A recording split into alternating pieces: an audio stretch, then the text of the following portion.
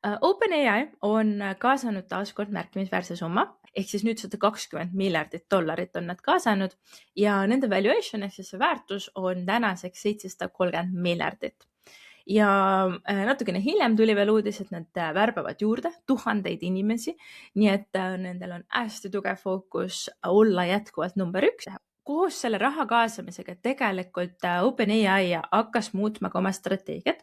ehk et nende fookus täna on liikuda rohkem äriklientide suunale, veel rohkem koodi ja tööriistade pakkumisele. Nad näevad, et nende põhikonkurent täna on Anthropic ehk siis Claude emaettevõte, millel tuleb suurem osa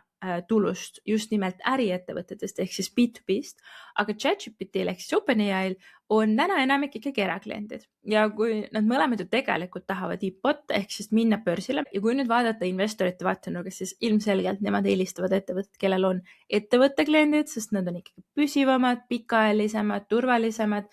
Sellega seoses OpenAI otsustas ka kinni panna Sora ehk siis nende video genereerimise rakenduse ja just nimelt sellepärast, et neil on vaja ressursse, neil on vaja seda raha, see oli väga kahjumlik projekt.